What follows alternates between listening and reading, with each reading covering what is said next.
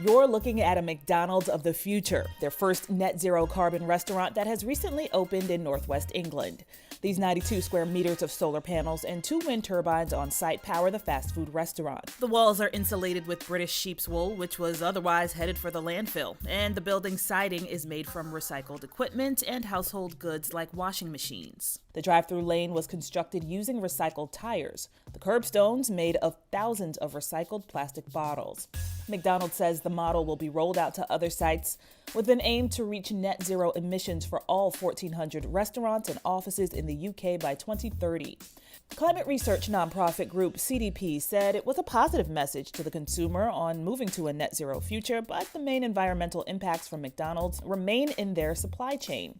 McDonald's is one of the largest beef purchasers in the world. I just watched a video about one of the newest McDonald's in the UK, British, England. I don't know what part. I don't know England that much. I've never been there. But it is a highly sustainable building. It's, their most modern construction design that they have ever come up with. Solar panels, sheep's wool insulation, recycled materials. They have a goal of zero carbon emissions in the future. The menu had plant-based products. Some very cool stuff from the leading, at least over here in the U.S., where I do deliveries and stuff. McDonald's, wherever they're centered, is the center of the fast food industry. Like every single one of their locations in most states in the United States, at least in this year 2021, with Uber Eats taking over a huge market share of the fast food delivery industry, McDonald's had thrived during the COVID period. I don't know what the numbers are, but just from experience and doing deliveries, McDonald's was definitely a thriving fast food restaurant. And Taco Bell did pretty well, but McDonald's, I feel blew out the competition. And the fact that they're, leading at least that industry over here in the U.S. I don't know how it is in the rest of the world, but they're also leading in sustainable green construction. That's a good sign. That's a great sign. I think I made a video last week about how economic sustainability and competition between industries and capitalism in terms of economic sustainability, that kind of competition is what I think we need to help promote sustainability in a proactive manner. And one of the major issue with sustainability globally around the world is that a lot of the businesses that exist around the world are competing against one another, and they care more about the competition amongst the other businesses within their industry more than they care about being sustainable and how they impact the world around them. So they care more about making money from a competitive standpoint in their industry, because that's what immediately determines their success.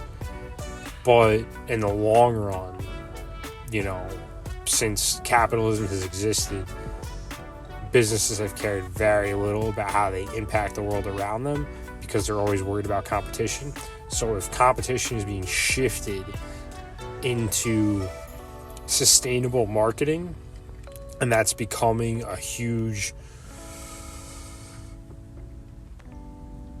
beneficial marketing tactic into the future, then that is going to help diminish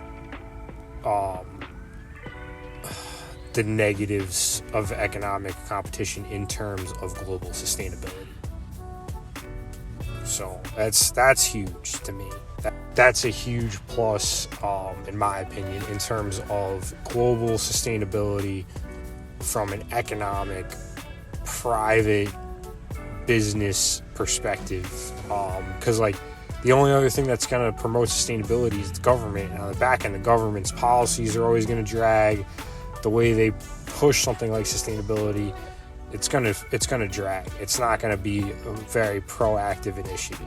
So if businesses can take the proactive initiative into sustainability and being more sustainable, it jumps a huge step of the government pushing businesses to be proactive, because the government's always going to drag. It's just the nature of the government, the way that funding is the capitalist for that, government businesses.